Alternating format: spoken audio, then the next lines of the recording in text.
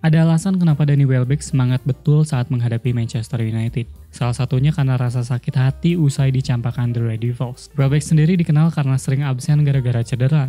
Bagi Welbeck, cedera sudah menjadi makanan sehari-hari. Meski begitu, cedera hanyalah kerusakan dari struktur tubuh sehingga mudah untuk disembuhkan. Memulihkan diri dari cedera jauh lebih mudah ketimbang memulihkan diri dari sakit hati.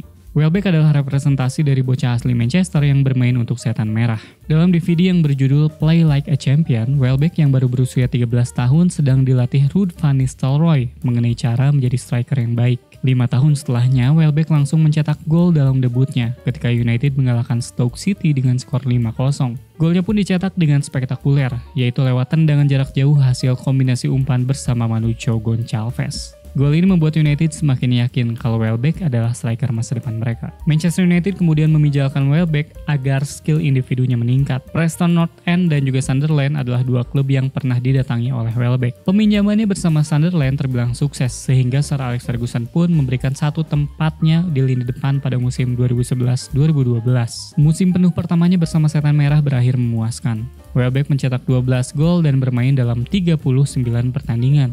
Gol-golnya pun dibuat pada laga-laga krusial seperti 2 kali saat mengalahkan Arsenal dan menyingkirkan Manchester City di Piala FA. Seandainya ia tidak terkena cedera, bukan tidak mungkin jumlah gol dan penampilannya akan jauh lebih banyak.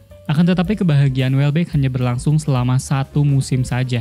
Pada musim berikutnya, posisi Welbeck diubah oleh Ferguson menjadi pemain sayap. Fergie menginginkan United tampil lebih seimbang dengan mengubah formasi 4-2-2 menjadi 4-2-3-1. Ketiadaan winger andal karena cederanya Ashley dan Nani membuat Fergie memilih Welbeck untuk bermain di sisi kiri. Akselerasi Welbeck dalam menggiring bola diharapkan bisa meningkatkan serangan United di posisi tersebut. Meski begitu, keputusan Fergie tersebut mengurangi ketajaman Welbeck dalam mencetak gol. Sepanjang musim, hanya 2 gol yang bisa ia cetak. Ia merasa tidak nyaman bermain pada posisi yang bukan tempat favoritnya. Selain menginginkan keseimbangan, Welbeck juga tersingkir berkat kehadiran Robin van Persie yang langsung bersinar pada musim pertamanya. Kehadiran Van Persie bahkan menggeser Rooney sebagai gelandang serang sekaligus menggusur peran Shinji Kagawa yang pada musim itu lebih sering absen karena cedera. Datangnya David Moyes pun tidak memberikan dampak apa-apa. Welbeck tetap dijadikan sebagai pemain sayap, bergantian dengan Adnan Januzaj. Ia bahkan berani terang-terangan dengan menyebut kalau penampilannya di tim nasional Inggris jauh lebih baik ketimbang penampilannya di Manchester United. Karir Welbeck di Manchester United benar-benar berakhir saat klub ditangani oleh Louis van Gaal. Ia merasa kalau Welbeck tidak layak disebut sebagai seorang striker. Hal ini disebabkan catatan golnya yang dalam 3 musim hanya membuat 24 gol. Arsenal kemudian datang dan merekrutnya dengan nilai 16 juta pound.